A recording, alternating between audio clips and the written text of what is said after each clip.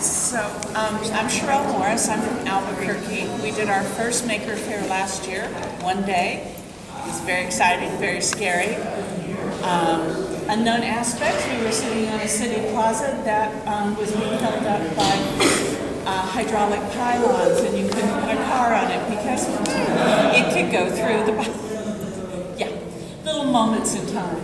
And this is? I'm Emily, and I run the Vancouver Mini Maker Faire. We're going into our third year, and we founded a nonprofit last year. We're kind of going through the experience of like how to turn this into like an ongoing thing, or just even working with the community. So yeah. And Great to talk to you. yeah, and our first year, I'm an event planner by my day job stuff. So my company produced it the first year as a for-profit company, which was an interesting thing, and I had to learn to let go and delegate a lot. But this year, we founded a nonprofit, and it has made life a whole lot better. And everyone has to make their own choice, but there are easy ways to actually end up with a 501(c)(3). So we can talk about that at some point. And you know what it takes in Canada, so Yes. we got it covered. Now the folks outside of North America, we wish you luck. So I guess I'll talk a little bit about sort of the maker side of things and how we got our event started and why I think it's got the momentum that it has. So do you guys go to hackerspaces in your communities? Yeah. So I'm a member of VHS, the Vancouver Hackerspace, and we just started hosting a lot of nights there. And there was a real demand from within the community. I'm sure you guys have all experienced that, to have a Maker Faire. And we started having town hall meetings. I started putting a bunch of stuff on the internet. I wrote a bunch of blog posts, and I found the city grant, which I think is a really important point for longevity, is to think about what your region can offer, and what are the industries, and where does the money come from? Because when it comes down to it, and resources, right? So if you can get the venue donated for you for free, that's awesome. Unfortunately, we don't have that luxury in Vancouver, so we're struggling to find the funding. And a lot of our funding comes from ticket sales, and it's mostly break even. We get the city grant every year, and we're really positioning ourselves in a way so that we can continue sort of linking up to the initiatives that are happening in the city. Vancouver has this goal, it's in Canada, for the greenest city in 2020. So as the nonprofit that we're part of, and the reason that we are a nonprofit is, a lot of the reason is for funding, because that's where we got our initial funding for our Maker Faire, and that's where a lot of the money comes from for this type of event. And I think there's a lot of different ways you can go with it. I'm hearing too from people, we started doing a bit more sponsorship with smaller businesses, and there's been a lot of really great feedback in terms of sort of homegrown businesses that want to contribute to the cause and kind of make it real, but then also they've had a lot of return in terms of membership and recruitment. I don't know if any of that's helpful. But yeah, I think the biggest thing is to work with the communities. We started doing more meetups, just small meetups. We did an education meetup. We got Mozilla to help us out. They donated the venue, gave us pizza, and it was just like a ton of librarians came, a ton of people in the city who, and it's just kind of keeping that conversation going throughout the year. So Yeah. those meetups were focused on Maker Faire? Sorry? The meetups were focused on a Maker Faire? Yeah, and I'm overall? talking about how to keep it in the long term, right? So, and that's kind of the point, is it's about, I think if you focus on the community and you don't think completely about the event, it actually keeps you more sane. Because if it's all about the event, then it's just about an event. What do you guys talk about doing the meetups and these meetings that you sponsor? You go to the hackerspace and A lot of times you're just hey, let's get together in a room and let's talk about things. Have pizza, we'll do intros just like this, and it's really informal. Not a lot of, I think the less organization, the better. And just saying, these are our ideas, are you in? And once I heard from a few people in the community, oh, we've got like a really prominent crafter I didn't know about. Oh, there's a Burning Man group over here. And there's this other nonprofit that needs more visibility and they're amazing. And like just kind of linking those groups together. And I think it's a really good indication of what kind of scale you should do your Maker Faire at in terms of the response you get from those types of meetups. Because if you feel the energy is kind of alive in the room, then that's a good sign that you should have it. Don't go too big, obviously, but like do what you can, right? With that, we had a lot of big installations in the first year, and we had a big space that was pretty cheap, so it made it a challenge going to the second year because of that space was gone. So there's a lot. Yeah, it's interesting. Was the focus on building a community of makers or reaching out to the community to educate them on what a maker fair is? Which is more challenging? Because I seem to be awash in makers, but I get a giant question mark when I say that I'm hosting a maker fair. Albuquerque, yeah. Well, I'm doing a maker fair. What's that? Exactly. And I really felt, there was a part of me, and this year, going the second year, now there's a maker space up in Santa Fe at the Santa Fe Children's Museum. A museum in Albuquerque is doing a pop-up maker space this summer, and they're both coming to the Maker Faire. Las Vegas, New Mexico, a little tiny sleepy town, did an opening meeting on Hacker Scouts, had 50 people show up. They're coming in with their maker space to our Maker Faire. I was at a store in San Mateo and getting some stuff, and I said, well, I'm here for the Maker Faire. And they went, what's that? And I went, okay, it's not just Albuquerque. So if you focus just to the makers in a sense and the Maker Faire, as Emily was saying, that makes it kind of a 2 or 3 day thing. But if you're really focusing to creating and supporting the maker community big vision, then it really is full community. Well, we are. I'm just wondering, like I said, makers is a no-brainer. Engaging with the community is a bigger challenge. Do you guys have any strategies on that? We found that one leads to another. If you focus on makers, they become your advertisers. Your makers and your volunteers will weave your community together.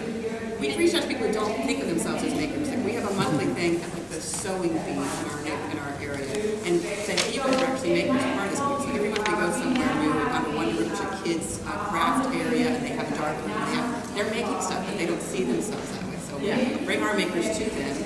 They realize they're part of this community, and our group just keeps growing month by month by month. So you're also telling people who don't know that they're in this group that they're making. So I actually have a question about that.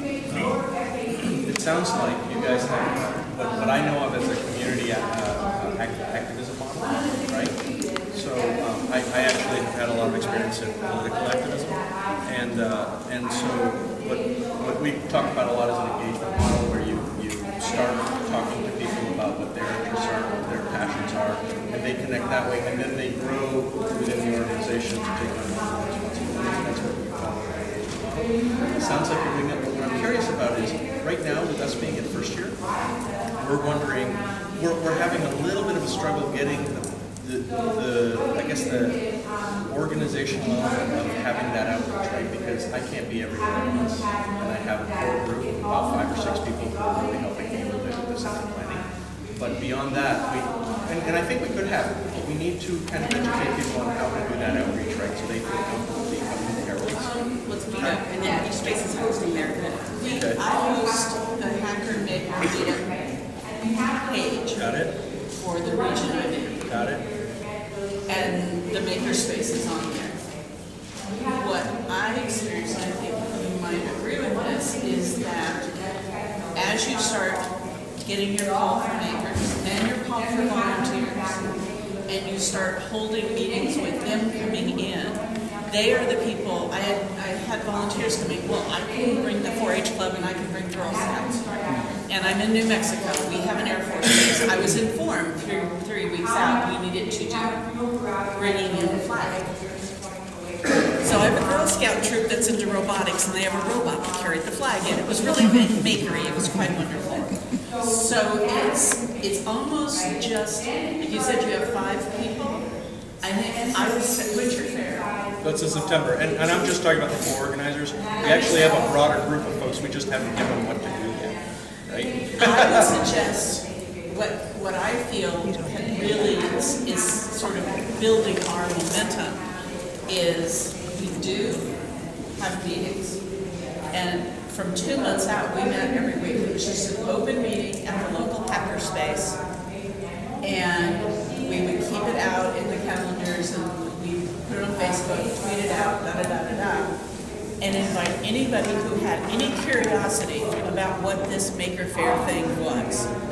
And people would come in and all of a sudden, and we would have a list. It's like, we need this kind of connection, we need that. Who here knows somebody there? Oh, well, I can take care of that. And the more we just kind of put it all on the table and let people say, well, I can do this, or I'll bring that, to quote one of my favorite hackers, it gets them, their own skin is in the game. They are now engaged with it and they have something they want to carry forward. Yeah, find a few connectors in each community. Like we've got an active steampunk community. We've got the Western Canadian Robotics Society. So we've got the Lego League. Yeah, they made some huge Lego things. And find those events and go there. Go And- there as yeah. Maker Faire. And do a workshop there if you have can. a table. We a lot. We also work with libraries. We bring 3 makers and do team night to library, show them what it is, and they're all involved. We go to every art festivals. Yeah. We go to Dragon Con, wherever we think we might find people interested. We're sort of telling our story. We can meet a ton of people that way. And if you haven't made your own little Blinky robot badge, do so while you're here and get extra batteries. Especially when you're going and talking, well, I would say kids, except when I was in Lubbock, I walked into this fancy restaurant and there were little Blinky robots all over the bar area because people had gone in this art fair to the Lubbock Maker Faire and they were like soldering badges. So it's like things you can do and people go, oh, what's that? And then you've opened the conversation. I think another good way of looking at it as well is to think about it and to talk about it as like it's a potluck. You know, like you don't have to do all the work at those meetings. Like you can ask someone else to just be there, to show up, to open the doors, and then have someone else put together the list, you know, collate all the lists of what everybody needs, and then kind of turn around and say, hey, this is what we need. And then everybody, like if it's an event about makers, like people just talk. Like people are passionate, people are excited. It's like, you don't really have to control it or do a lot of work, and I think that's I think the best strategy to get the community together because it's the easiest. Yeah, and have the maker community people show up and say, hey, we're going to look at Bob's Robot tonight. Yeah. And that's a 10 minutes introduction. Everyone has a common talking point when they come in and the conversation can go from there. something I found successful is when engaging with other communities is bring something along you can do a workshop with. And there's 1,000 different easy workshops. I've started teaching people how to solder EL wire. I ordered 1/2 kilometer of EL wire from China, and I get it very cheaply. I charge $20, which is cheaper than what you can get an EL wire kit locally, and teach people how to do it. And they walk away with something in 15 minutes that they've built themselves, that they didn't know was possible, and they feel really empowered when they talk about it. And then everybody at that event is aware of, has a little bit of a concept of what a Maker Faire is because they made something. It doesn't even matter if you get the funding, you just go there and present on behalf of Maker Faire and you've got more people aware of what you're doing. Yeah. And there's lots of opportunities to crowdsource funding, and it doesn't, you know what, the dollars, they don't matter as much as the visibility. We have a very interesting situation. It's actually almost kind of the opposite of what other people do. I kind of need some help figuring this out. The Maker movement has really caught a lot of attention in our area. We're in the Massachusetts region, and there's a lot of talk about, you know, all the technology skills and STEM and stuff. So everybody knows about Maker movement. Our problem is that the idea of the fair started with our college. And we have a lot of organizations, government agencies, et cetera, who are really trying to get into this.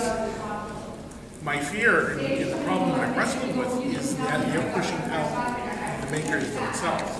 So we have so many organizations trying to be involved now that they've kind of turned it into this whole corporate structure because we're very organized. We've got a lot of there's a little bit of bureaucracy, there's a little bit of a challenge, who's gonna actually host the fair, who's in charge?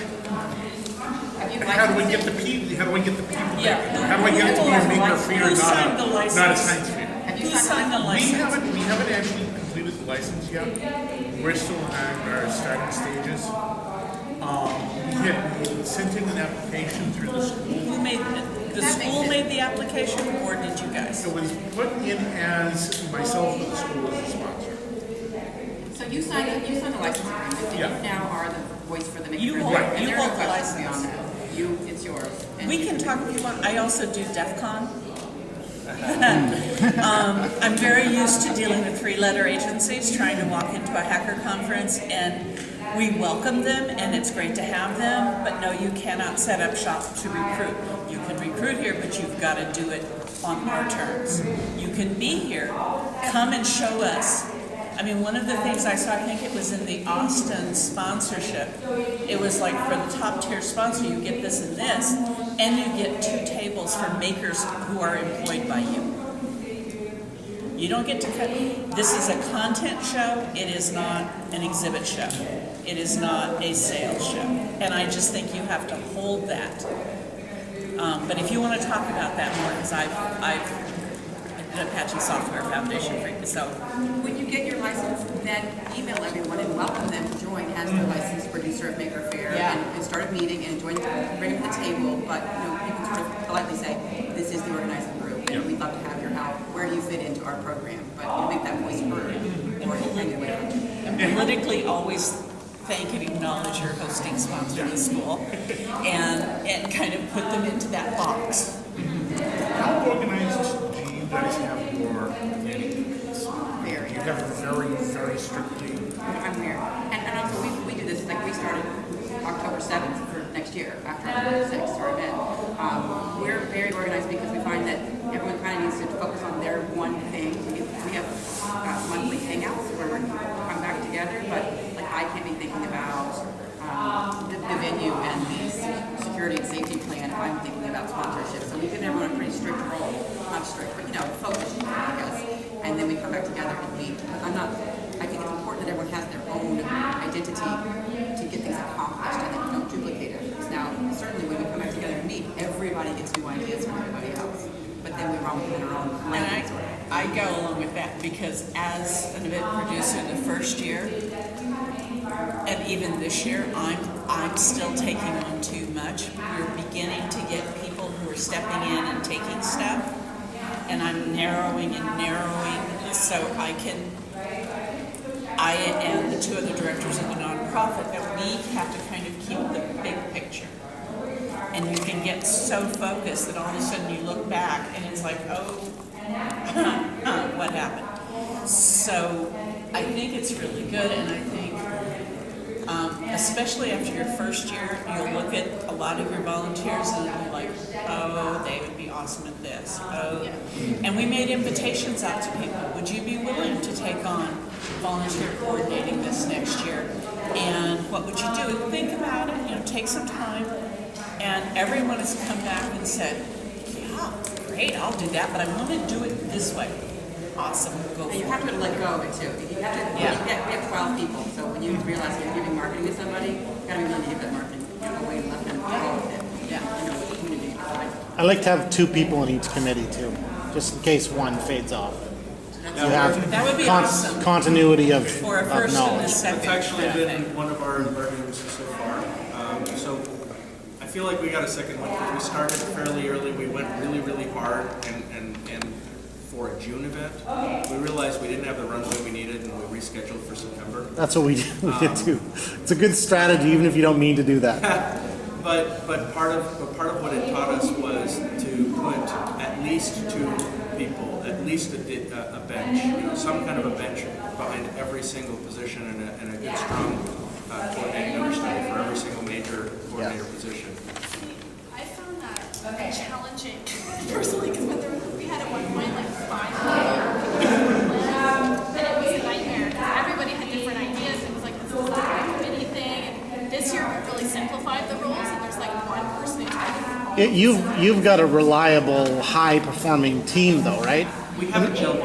in the beginning, like our first year, like our team this year is, I know they're the people that I can count on, and I know the people what people are good at. But on our first year, by the time we launched, we had turnover probably twice of half the team. Yeah. Our volunteer coordinator stopped 3 days before the event. You should be prepared to do everything yourself. Don't take on any part. Yeah. You cannot do it all by yourself Yeah. or with your brother or your mom. And So it's easy for you. as an organizer, make sure you have no tasks because you're going to be picking up so much of it. Like I had nothing to do. I showed up at 5 in the morning and I wasn't done till 3 in the morning. Another reason why it's a great idea to have a second person, at least as a backup though, is I'm an incredibly reliable person, and I was the art lead and took on the role of making check-in at Steel Committee Maker for last year when we realized that nobody was doing that. And then Saturday morning, when I was supposed to be there to do it again, I was completely sick and ended up missing our entire event, so nobody could fill in for me. So I think it makes sense to have the person and a support. An empowered person leading it. Yeah. Someone ready. Make sure roles are clear. Is insanity. Yeah. DEF CON is run by 300 volunteers, 15,000 attendees, 300 volunteers. And we have departments, we have big departments of volunteers, and there's a lead and a second. So your planners are your leads and your volunteers, you plug into these different groups. Yeah. Exactly.